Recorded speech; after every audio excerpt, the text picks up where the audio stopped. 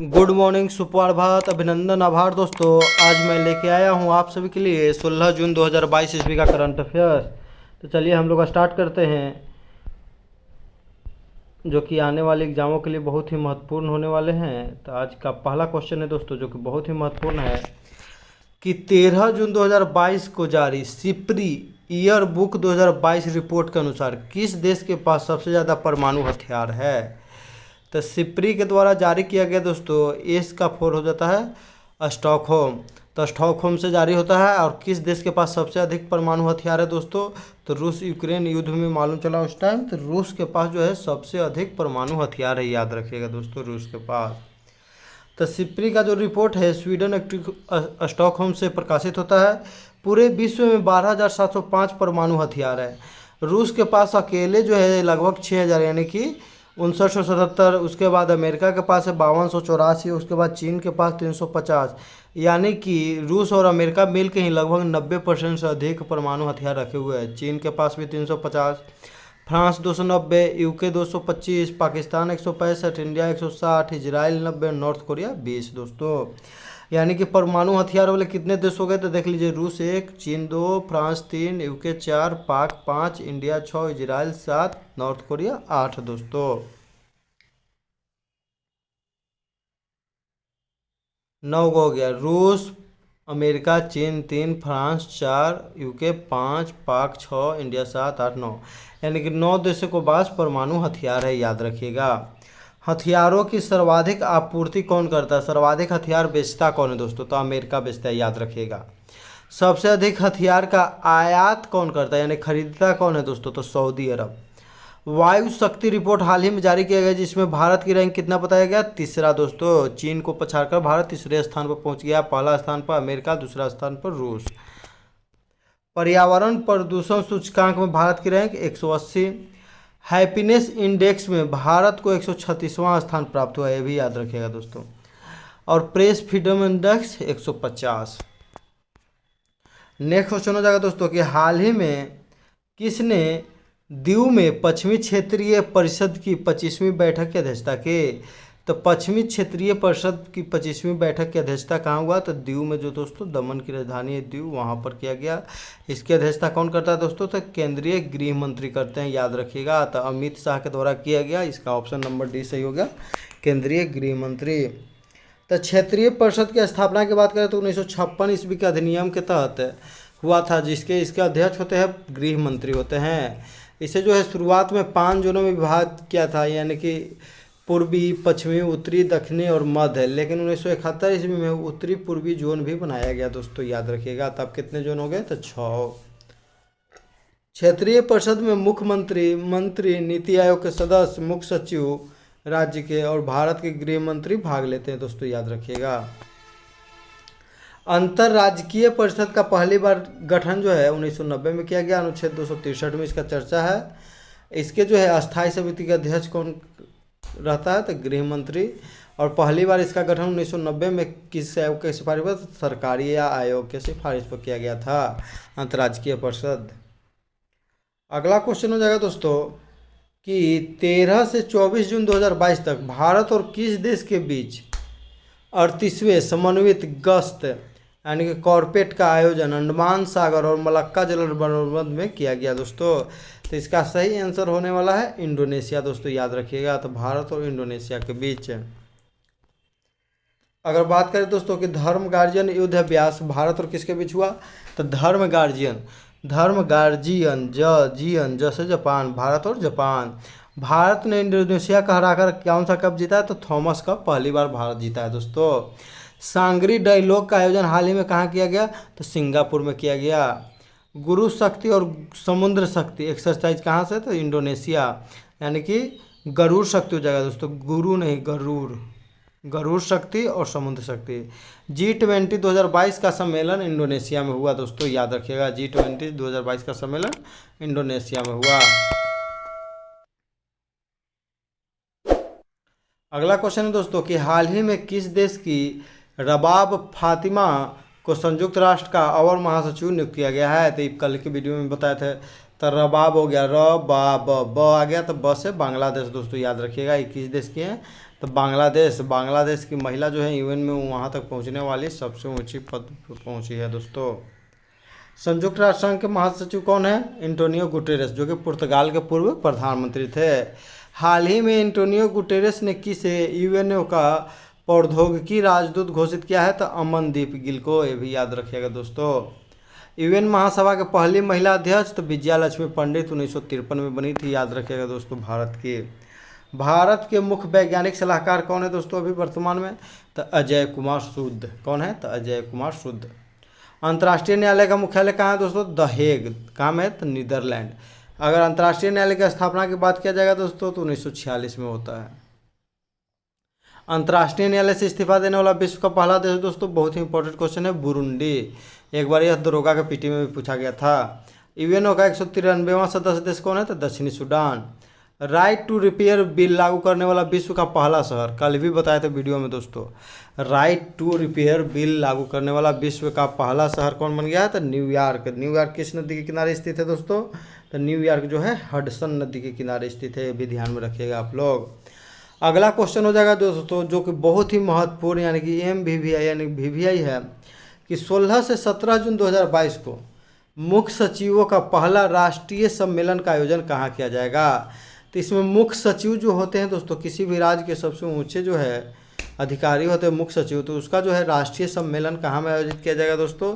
तो याद रखिएगा वो हो जाएगा धर्मशाला। याद रखिएगा धर्मशाला। ये धर्मशाला जो है दोस्तों कहाँ में है? तो हिमाचल प्रदेश का ग्रीष्मकालीन राजधानी है धर्मशाला दोस्तों। इसकी अध्यक्षता जो है प्रधानमंत्री नरेंद्र मोदी के द्वारा किया जाएगा। भारतीय महिला विधायकों का पहला राष्ट्रीय शिखर सम्मेलन जो है आयोजन कहाँ में हुआ? था केरल के तिरुवनंतपुरम में, ये भी याद रखिएगा दोस्तों। आरोहण 4.0 इंडियन पोस्ट पेमेंट बैंक के द्वारा आयोजन किया गया कहाँ में? शिमला। भारत वन महोत्सव का आयोजन नई दिल्ली में किया गया दोस्तों, याद रखिएगा। विंग्स इंडिया 2022 का आयोजन हैदराबाद के बेगमपेट एयरपोर्ट पर किया गया था। Wings India 2022। क्वाड का चौथा शिखर सम्मेलन का आयोजन हाल ही में टोक्यो जापान में किया गया। पांचवा कहाँ में होगा दोस्तों? तो ऑस्ट्रेलिया में। क्वाड में 4 सदस्य दोस्तों, भारत, अमेरिका, USA, जापान और ऑस्ट्रेलिया दोस्तों, याद रखिएगा। इन चारों के बीच एक एक्सरसाइज भी होती है जिसका नाम क्या है दोस्तों? तो मालाबार एक्सरसाइज, याद रखिएगा। अगला क्वेश्चन हो जाएगा दोस्तों कि हाल ही में किस देश भर में किसी भी ATM से रुपए संचालित कार्ड का उपयोग करके नकद निकासी शुरू करने वाला पहला RBI लाइसेंस प्राप्त प्रीपेयर पेमेंट इंस्ट्रूमेंट बन गया है? तो कौन बन गया दोस्तों? याद रखिएगा। तो जो कि भारत का पहला है जिसे देश भर में रुपए संचालित कार्ड के द्वारा इस्तेमाल किया जाएगा, तो ये हो गया ओमनी कार्ड। याद रखिएगा दोस्तों, ओमनी कार्ड। ओमनी कार्ड जो है नोएडा का एक मोबाइल ऐप है। मनी ऐप RBI के द्वारा दृष्टिबाधित बच्चों लोग के लिए रुपये की पहचान के लिए मनी ऐप लॉन्च किया गया था। ये बहुत ही महत्वपूर्ण क्वेश्चन है। RBI के 25वें गवर्नर जनरल कौन है दोस्तों? तो शक्तिकांत दास। भीम UPI को अपनाने वाला विश्व का पहला देश भूटान, उसके बाद सिंगापुर, UAE, 3 देश अपना चुका है।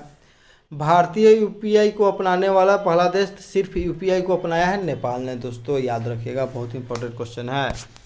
अब भारत जो है सबसे पहले ब्रह्मोस मिसाइल किसे भेजा दोस्तों? याद रखिएगा।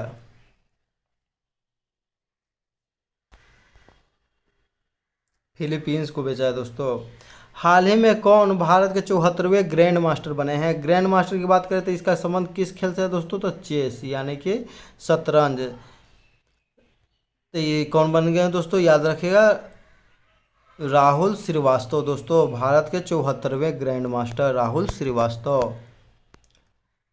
73वें ग्रैंड मास्टर बने थे भारत सुब्रमण्यम, जबकि 74वें बन गए हैं राहुल श्रीवास्तव। भारत के प्रथम ग्रैंड मास्टर विश्वनाथन आनंद बने थे, जिनका जो है आत्मकथा का नाम है माइंड मास्टर। इन्हें लाइटिंग किंग के नाम से भी जाना जाता है और राजीव गांधी खेल रत्न पुरस्कार प्राप्त करने वाले प्रथम व्यक्ति भी थे। भारत के प्रथम महिला ग्रैंड मास्टर विजय लक्ष्मी दोस्तों, याद रखिएगा। अभी बताए थे कि यूएनओ में जो है महासभा में अध्यक्ष बनने वाली प्रथम महिला थी विजय लक्ष्मी पंडित, जबकि विजय लक्ष्मी जो है प्रथम महिला ग्रैंड मास्टर बनी। वो दूसरा याद रखिएगा। राजीव गांधी खेल रत्न पुरस्कार प्राप्त करने वाले पहले व्यक्ति विश्वनाथन आनंद, याद रखिएगा, 1991-92 में मिला था। अभी राजीव गांधी खेल रत्न पुरस्कार का नाम बदलकर क्या कर दिया गया दोस्तों, तो मेजर ध्यानचंद खेल रत्न पुरस्कार। कितने रुपये दिए जाते हैं, तो 25 लाख। इस बार जो है 2021 में कितने खिलाड़ियों को दिया गया, तो 12। राजीव गांधी खेल रत्न पुरस्कार प्राप्त करने वाले सबसे युवा खिलाड़ी कौन है दोस्तों, तो अभिनव बिंद्रा है, याद रखिएगा कौन है, अभिनव बिंद्रा। ओलंपिक में जो है व्यक्तिगत रूप से गोल्ड मेडल जीतने वाले भारत के प्रथम खिलाड़ी भी अभिनव बिंद्रा हैं। 44वां शतरंज ओलंपियाड 2022 चेन्नई में होगा। ये पहले होना था रूस के मॉस्को में दोस्तों, लेकिन रूस इस यूक्रेन संघर्ष के चलते कहाँ में होगा दोस्तों, तो चेन्नई में, याद रखिएगा। शुभंकर क्या है, तो थम्बे।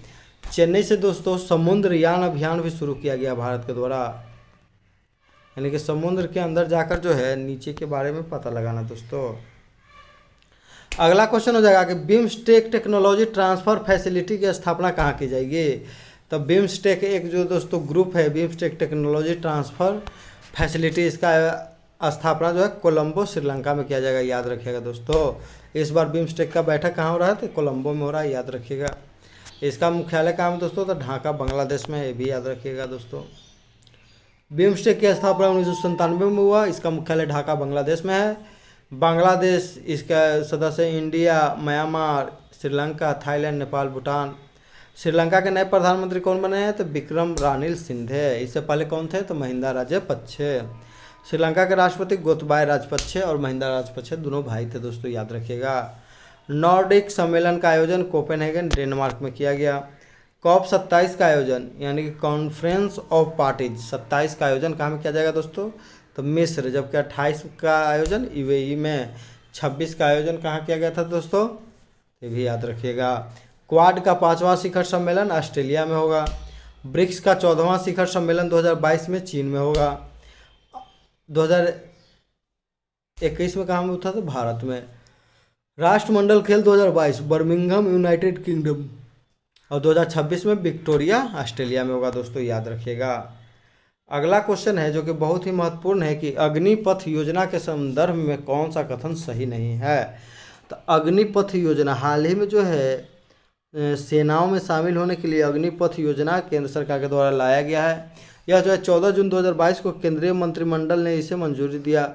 इसके तहत युवा 4 साल की अवधि के लिए सेना में शामिल हो गए, सही बात। इसकी जो है भर्ती की आयु 17.5 साल से लेकर 21 वर्ष के बीच है। उपयुक्त में से कोई नहीं, तो ये ऑप्शन नंबर डी हो जाएगा दोस्तों, सब सही है तीनों कथन। इसमें अग्निपथ योजना के द्वारा चुने गए युवाओं को अग्निवीर कहा जाएगा दोस्तों, और इसमें 4 साल, पहला साल 30,000 रुपया मिलेगा पेमेंट, दूसरा साल 33, तीसरा साल 36, चौथा साल 40,000 रुपया दोस्तों, याद रखिएगा। और इसमें से जो है 25% युवाओं को जो है पूरा माने परमानेंट नौकरी होगा, जबकि 75% युवाओं को जो है 4 साल के अंत में लगभग 75% युवाओं को जो है भेज दिया जाएगा, सैनिकों को ड्यूटी से मुक्त कर दिया जाएगा, और उन्हें आगे के रोजगार के अवसरों के लिए सशस्त्र बलों से सहायता मिलेगी, याद रखिएगा दोस्तों। 25% युवाओं को नौकरी भी मिल सकता है रेगुलर एकदम।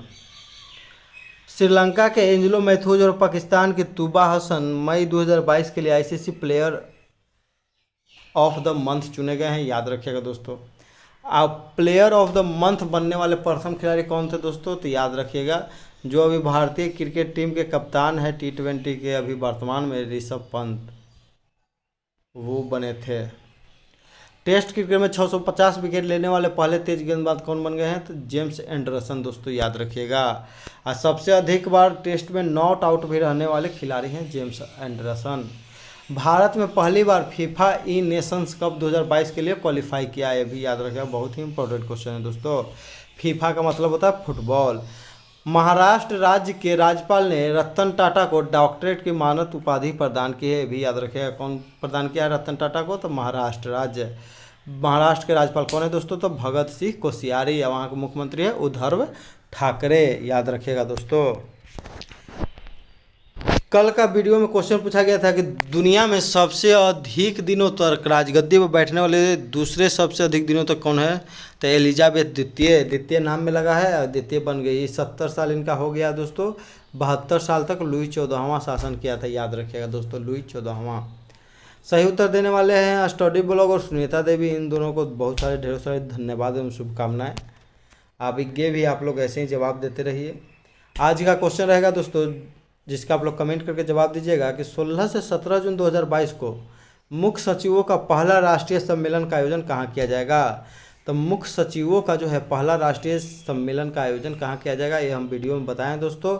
आप लोग ध्यान से देखिएगा तो ज़रूर आपको याद हो जाएगा कहाँ में किया जाएगा। आप लोग जगह का नाम बताइए कमेंट करके। वीडियो यदि अच्छा लगता है दोस्तों लाइक कीजिए, शेयर कीजिए, और वीडियो पर यदि नए हैं तो चैनल को सब्सक्राइब कीजिए दोस्तों। इसी के साथ हम अपना वीडियो समाप्त करते हैं। जय हिंद, जय भारत, वंदे मातरम दोस्तों।